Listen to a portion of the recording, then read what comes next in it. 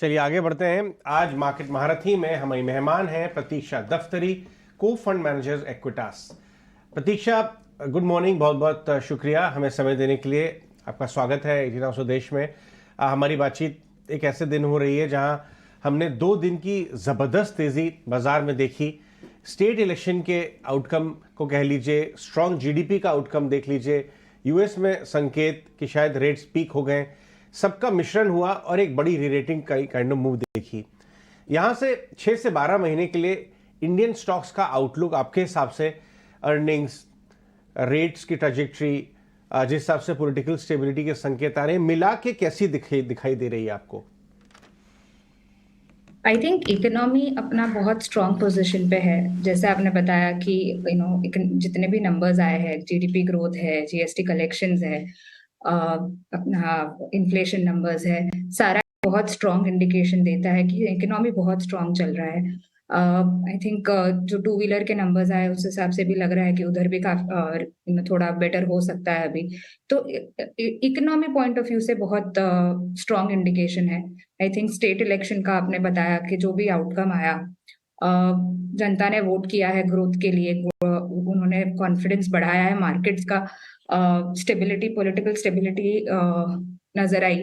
तो उस हिसाब से मार्केट का कॉन्फिडेंस बहुत बड़ा है। तो मार्केट ओवरऑल रिफ्लेक्शन होता है इकोनॉमी का। इकोनॉमी बहुत स्ट्रॉन्ग समझ आ रही है अभी। काफ़ी स्ट्रॉन्ग लग रही है। Pratiksha, good morning, pleasure to have you on 18 Swadesh. तो अब यहाँ से निफ्टी और इकोनॉमी स्ट्रॉन्ग लग रही है, एक तेज रनअप हम ऑलरेडी 2-3 दिन में जिस तरह की मूव दिख रही है हमें, 2000 पॉइंट्स की रैली बैंक निफ्टी में सिर्फ 2 दिन में कवर कर ली। अभी यहाँ से प्री इलेक्शन रैली में और कितनी तेजी का एक एस्टिमेशन क्या लगाया जा सकता है? 6 महीने में कौन कौन से स्टॉक्स और स्पेसेस हैं जो आपको काफ़ी पसंद आते हैं? आई थिंक ओवरऑल इलेक्शन, मतलब ओवरऑल अगर आप देखें कि जो मोमेंटम है वो काफी स्ट्रॉन्ग है। इंफ्रास्ट्रक्चर देख लो, मैन्युफैक्चरिंग, कैपिटल गुड्स, ये सारे सेक्टर्स में बहुत अच्छा मोमेंटम है। बट ये ऑलरेडी काफी सारा चीजें, मतलब काफी सारा पॉजिटिव न्यूज प्राइस्ड इन भी लगता है मुझे मार्केट में। आज अगर हम देखें तो BSc mid cap small cap का रिटर्न, एक साल का रिटर्न अराउंड 35% है, निफ्टी इज अराउंड 13%। तो ये काफी सारा ऑलरेडी फैक्टर्ड इन है। बहुत ऑप्टिमिज्म मुझे ऑलरेडी प्राइस्ड इन लगता है इन मार्केट्स में। बट जो अर्निंग्स का विजिबिलिटी है, जो ग्रोथ का विजिबिलिटी है, आई थिंक वो नेक्स्ट 6 मंथ्स टिल इलेक्शन है, उससे आगे तक का काफी स्ट्रॉन्ग दिखाई पड़ता है।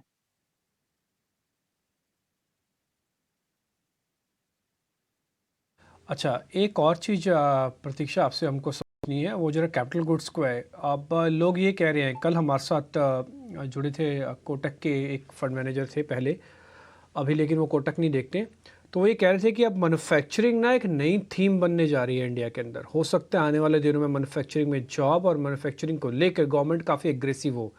तो शेयर्स में उस लिहाज से हमने बहुत अच्छा पैसा बनते हुए अभी तक देखा नहीं है।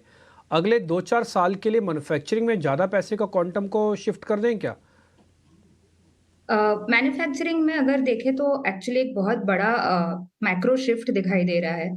जो हम पहले ग्लोबल सर्विस प्रोवाइडर होते थे, अब हम हमारे मैन्युफैक्चरिंग को भी वही पॉलिसी शिफ्ट फोकस मिल रहा है। वही बहुत सारे इंडस्ट्रीज अभी इंडिया में मैन्युफैक्चरिंग बढ़ाने के लिए प्रोसेस शुरू कर दिए हैं, फिर वो इलेक्ट्रॉनिक्स हो, वो ऑटो हो, सेमीकंडक्टर हो। तो हम देख रहे हैं कि बहुत सारे इंडस्ट्रीज यहाँ पे अपना प्रेजेंस क्रिएट करेंगे। उस वजह से ऑटोमेटिकली एम्प्लॉयमेंट बढ़ेगा, काफी सारी अदर बेनिफिट दिखाई पड़ेंगे आगे आगे जाके। तो उस हिसाब से मैन्युफैक्चरिंग डेफिनेटली एक बहुत बड़ा थीम डेवलप हो रहा है। अगर मार्केट्स के पॉइंट ऑफ व्यू से देखें या स्टॉक्स के पॉइंट ऑफ व्यू से देखें तो मुझे लगता है कि बहुत सारा ये आज के वैल्यूएशंस में कैप्चर्ड है। काफी सारा जो भी ये पॉजिटिव ग्रोथ आने वाला है वो मार्केट ने अभी कंसिडर कर लिया है। तो वैल्यूएशंस पॉइंट ऑफ व्यू से उतना कंफर्ट मैन्युफैक्चरिंग में अभी नहीं है, पर ग्रोथ प्रोस्पेक्ट्स बहुत स्ट्रांग दिख रहे हैं। तो उस हिसाब से ये थीम तो डेफिनेटली बहुत अच्छा प्ले आउट हो सकता है। ये मैन्युफैक्चरिंग थीम एक काफ़ी स्ट्रॉन्ग थीम है प्रतीक्षा, बट इस वक्त जिस तरह की बात की जा रही है कि as compared to small and mid cap, large cap की वैल्यूएशन ज़्यादा अट्रैक्टिव है, वहाँ ज़्यादा कंफर्ट बहुत सारे एक्सपर्ट्स को आ रहा है। आप लार्ज कैप स्पेस में कौन से बड़े नाम या बड़े सेक्टर्स हैं जहाँ पर वैल्यू देख रही हैं? तो लार्ज कैप में अगर आप स्मॉल या मिड कैप के कंपैरिजन में देखें तो डेफिनेटली बहुत ज्यादा वैल्यू है। कुछ स्टॉक्स अपने हिस्टोरिकली लो पीईज पे अवेलेबल है, जो काफी बड़ी कंपनीज है, जो काफी स्टेबल और स्ट्रॉन्ग कंपनीज है, वो आज काफी डिसेंट वैल्यूएशंस पे अवेलेबल है। पर वो कुछ लार्ज कैप्स में बोल सकते हैं। हम जनरली अगर देखें तो पिछले कुछ सालों में अभी लार्ज कैप में ऐसा हो गया है कि 50-60 पी 100 पी भी बहुत नॉर्मल चीज हो गई है। तो लार्ज कैप में पूरी सेक्टर में मैं ऐसे नहीं बोलूंगी कि वैल्यूएशन अवेलेबल है, बट डेफिनेटली कुछ कुछ हिस्सों में वैल्यूएशन स्मॉल और मिड से काफी ज्यादा अट्रैक्टिव है इन सम पॉकेट्स, स्पेशली एनबीए अपना बैंक्स में कुछ कुछ जगह पे वैल्यूएशन अवेलेबल है, कभी कभी कहीं पावर वगैरह में अवेलेबल है, सो वहां पे काफी अट्रैक्शन है in terms of valuations. Right. Pratiksha, ये जो ये अभी जेफरीज ने हाल ही में अपना पावर कॉन्फ्रेंस किया और वहाँ पे ये बात निकल के आई है, उन्होंने top power companies, exchanges, financiers वगैरह सबसे बात की और हमने देखा है पिछले 2 साल में पावर स्पेस में बहुत रैली आई है। वायर एंड केबल ले लें, जेनकोज ले लीजिए आप, फाइनेंसियर्स ले लीजिए, सब चले हैं। लेकिन अब ये बात निकल के आ रही है, जैसे जेफरी थी बोल रही है कि ये जो इसके अंदर चेंजेस आ रहे हैं पावर सेक्टर में, भारतीय पावर सेक्टर में, वो बहुत स्ट्रक्चरल है, वो डेकेडल भी हो सकते हैं, 5 से 8 साल भी चल सकते हैं। तो क्या अगर इस तरह का माहौल बन के आ रहा है, क्योंकि ये एक 40, 50, 70 ईयर ओल्ड सेक्टर है जिसमें रिफॉर्म्स आ रहे हैं, तो क्या ये मल्टी ईयर थीम हो सकता है? एब्सोल्युटली। अगर आप देखें तो power in India, the consumption जो है वो बढ़ ही रहा है। आज अपना पर कैपिटा पावर कंजम्पशन यहाँ से सिर्फ बढ़ने वाला है, एसी कंजम्पशन बढ़ने वाला है, मैन्युफैक्चरिंग अगर बढ़ेगा तो ऑब्वियसली पावर यूसेज भी बढ़ेगा। तो ग्रोथ इन डिमांड बहुत स्ट्रांग दिखाई देगी पावर में। और अगर हम देखें तो पिछले 10 सालों में पावर में कोई बड़े रिफॉर्म्स नहीं हुए हैं, कोई बड़ा कैपेसिटी एडिशन नहीं हुआ है। और ये पूरा जो नया टैक्टिकल शिफ्ट है, जो हम रिन्यूएबल की तरफ बढ़ रहे हैं, जो अपना पूरा फोकस अभी सोलर और विंड की तरफ है, वो भी एक बहुत बड़ा थीम है इन इट्स ओन वे। तो पावर में डेफिनेटली बहुत रिफॉर्म्स आ रहे हैं जो पिछले 10 साल में थे नहीं, जो दिखे नहीं थे। डिस्ट्रीब्यूशन पे, ट्रांसमिशन पे, कहीं पे भी वो दिखे नहीं थे। अपना ग्रिड ट्रांसफॉर्म हो रहा है, जनरेशन बढ़ रहा है, तो हर एस्पेक्ट, हर वैल्यू चेन में पावर में बड़े बड़े रिफॉर्म्स हो रहे हैं और ये काफी बड़ा और लंबा थीम प्ले आउट हो सकता है। ये एनबीएफसीज में काफ़ी हमने देखा है कि बात ये निकल के आ रही है कि यहाँ से अगर रेट्स वाकई ट्रेजेक्टरी टॉप आउट होकर नीचे की तरफ जाती है तो एनबीएफसीज में काफ़ी अच्छी ग्रोथ आ सकती है। कुछ हाल ही में एनबीएफसीज ने अपने आगे ये ग्रोथ गाइडेंस बढ़ाए, ये वगैरह देखने को मिल रहा है, लेकिन इनको उतनी रिस्पेक्ट जैसे बड़े बैंक लेंडर्स जैसी नहीं मिलती बाजार के अंदर। आप लोग हैं इसके अंदर, इस स्पेस में, एनबीएफसीज में आप कहीं पे सेलेक्ट पॉकेट्स में वैल्यू दिखती है? हमारा प्रेजेंस जो है वो ज्यादातर B2B लेंडिंग की तरफ है, बट एनबीएफसीज, रिटेल एनबीएफसीज पर से में हमारा कोई एक्सपोजर नहीं है। और दिस इज एक ये वैसा स्पेस है जहाँ पे हमने अभी तक कोई मीनिंगफुल हमारा इंटेंट नहीं रहा है पार्टिसिपेट करने का। तो यहाँ पे मतलब हमारा कोई इतना स्ट्रॉन्ग व्यू नहीं। ठीक है, अब जब मैं कमोडिटी बेस्ड कुछ एक सेक्टर से आपका एक व्यू पॉइंट लेना चाहता हूँ, जैसे कि शुगर, इसके अंदर काफ़ी ज़ोर का मूवमेंट आया। हालांकि फ्यूचर्स में सिर्फ एक ही कंपनी है, बलरामपुर चीनी, ज़्यादातर स्टॉक्स कैश के हैं। प्रतीक्षा, आपको लगता है कि ये री रेटिंग हो सकती है वापस से इनकी, क्योंकि हमें शुगर नहीं है, एथेनॉल वाली कंपनियां हैं? आई थिंक शुगर में भी अगर आप देखें तो एक बहुत बड़ा स्ट्रक्चरल चेंज आया पिछले 2 सालों में, 2-3 सालों में, जहाँ पे एथेनॉल को बहुत स्ट्रॉन्ग बूस्ट मिला। अपना गवर्नमेंट का ऑलमोस्ट ऐसा व्यू हो गया था कि sugar export is going to be, मतलब as good as oil export हो जाएगा। एथेनॉल के लिए काफी पॉलिसी सपोर्ट आया और काफी शुगर कंपनीज ने अपना एथेनॉल कैपेसिटी बढ़ाया है। जिस हिसाब से इस साल महाराष्ट्र का शुगर आउटपुट रहा है, उस हिसाब से लग रहा है कि शुगर प्राइसेस डोमेस्टिकली काफी स्ट्रॉन्ग रह सकते हैं। तो शुगर अभी एक अच्छे स्पॉट पे है। अभी जिस हिसाब से एथेनॉल का ब्लेंडिंग बढ़ रहा है, वहां पे वो सेगमेंट में भी अच्छा परफॉर्मेंस आ सकता है शुगर में, और डोमेस्टिक प्राइसेस भी काफी स्ट्रॉन्ग है, तो शुगर ओवरऑल अच्छा स्पेस में है। ऑलराइट, शुगर में एक स्ट्रक्चरल स्टोरी, लेकिन आज एक रिपोर्ट सीएलएसए की ऑटो सेक्टर पर भी आई प्रतीक्षा, जिसमें उन्होंने ये बात कही कि कहीं ना कहीं बहुत ज़्यादा चल चुके हैं ये स्टॉक्स और तेज दौर के बाद अब वैल्यूएशन एक्सपेंसिव हो गए हैं, सस्ते नहीं हैं और कहीं ना कहीं उनके हिसाब से सीएलएसए के रिपोर्ट से जो टू व्हीलर सेगमेंट के की प्लेयर्स हैं उन पर एक प्रेशर ज़रूर रहेगा। अब इलेक्ट्रिक टू व्हीलर सेगमेंट में नए मॉडल्स आएंगे, वेरिएंट्स आएंगे और वहाँ से इनके लिए कन्वेंशनल मॉडल्स के लिए थोड़ा सा मार्जिन प्रेशर होगा। आप क्या व्यू बना रहे हैं इस वक्त टू व्हीलर स्पेस पे, ऑटो स्पेस पे इन स्पेसिफिक?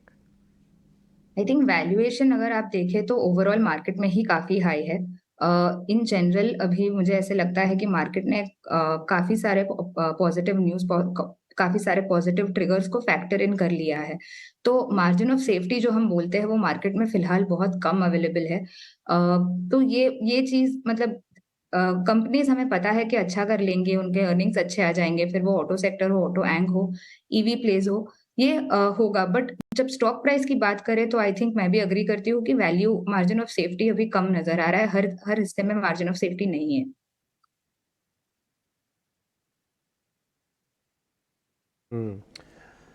तो ऐसे में आप जो नए फ्लोज आ रहे हैं प्रतीक्षा अपनी पीएमएस में, आप उनका क्या कर रही हैं? आप नए फ्लोज बहुत रिस्ट्रिक्ट कर रही हैं, आप सिलेक्ट में ही ले रहे हैं, या आप लोग को बहुत ज़्यादा मेहनत करनी पड़ रही है वाकई में अंडर वैल्यूड स्टॉक्स निकालने में? जैसे अब 2-3 साल हम लॉन्ग टर्म प्लेयर्स हैं, हम जनरली वैल्यू इन्वेस्टर्स रहे हैं मिड एंड स्मॉल स्पेस में। तो इस स्पेस में जो कुछ सालों पहले वाला जो माहौल था, वहां पे स्टॉक आइडियाज निकालना, वहां पे मल्टीबैगर अपॉर्चुनिटीज निकालना जो था वो काफी आसान था। अभी वैल्यूएशन पॉइंट ऑफ व्यू से बहुत कम अपॉर्चुनिटीज है, ये तो फैक्ट है, क्योंकि काफी स्टॉक्स के वैल्यूएशंस काफी बढ़ गए हैं। तो डेफिनेटली अगर आप कुछ सालों के पहले से कंपेयर करें तो अभी अपॉर्चुनिटीज कम है, पर हम लॉन्ग टर्म व्यू लेते हैं। हमको हमारा व्यू जनरली 5-7 साल से ऊपर होता है, 10 साल होता है, तो उस हिसाब से हम हमारा आगे का स्ट्रैटेजी बनाते हैं।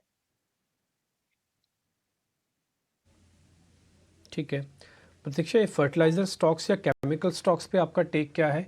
ये पार्शली रेगुलेटेड है और पार्शली चाइना बेस्ड है।